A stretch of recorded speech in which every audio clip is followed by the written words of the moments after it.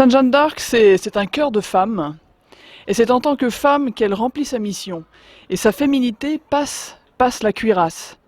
En tant que femme, elle remet de l'ordre dans le royaume de France. En tant que maîtresse de maison, elle remet de l'ordre dans le royaume de France, dans la maison France.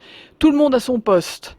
Dieu au-dessus de tout, le roi de France, son lieutenant sur le trône après le sacre, les hommes en prière et à la bataille. Sainte Jeanne d'Arc hiérarchise la société ou re-hiérarchise la société. Hieros, sacré en grec. Elle sait que sans le sacre, il n'y a pas de roi de France. Les Anglais de l'époque ne l'avaient peut-être pas tout à fait réalisé, mais nos ennemis d'aujourd'hui le savent. Et en attaquant ou en se substituant au sacré, le système tente d'asphyxier mortellement la France. Et ce jeu dure depuis trop longtemps. Sainte Jeanne d'Arc a une grande conscience politique. Et la politique ne devrait jamais cesser d'être une expression de la charité, car c'est donner de soi pour la cause commune. Sainte Jeanne d'Arc en est le plus bel exemple.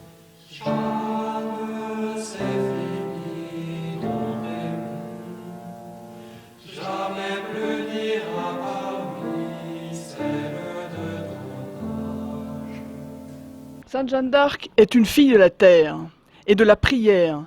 Elle n'est pas une courtisane rouée au jeu de la politique politicienne.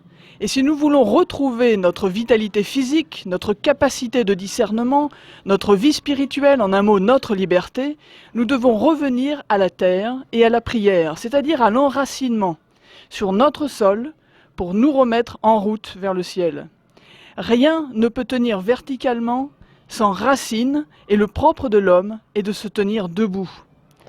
Même si la situation est chaotique, au plan religieux et politique en cette fin de période médiévale, la population reste enracinée dans le sol et le ciel. Et Jeanne d'Arc, Sainte Jeanne d'Arc, peut quitter sa terre pour combattre pour sa terre. Elle peut mener sa première action stratégique, lever le siège d'Orléans.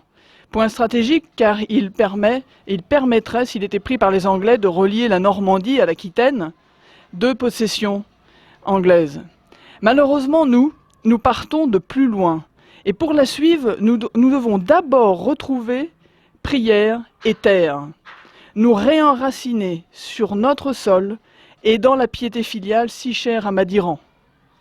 De façon à partir pour le vrai combat. Mais posons bien la question.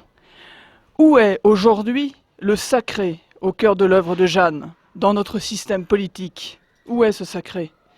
Ce système qui aujourd'hui n'admet rien au-dessus de lui, ne peut que s'avachir faute d'aspiration supérieure. Comment s'étonner que l'argent soit roi dans un monde où Dieu n'a pas droit de cité? Comme Sainte Jeanne d'Arc a levé le siège d'Orléans, nous devons commencer par lever le siège de Dieu en nous-mêmes et dans la sphère publique. Et retrouvons-nous le 10 mai à 14h30, place Saint-Augustin, avec Sainte Jeanne d'Arc. Fille de Dieu.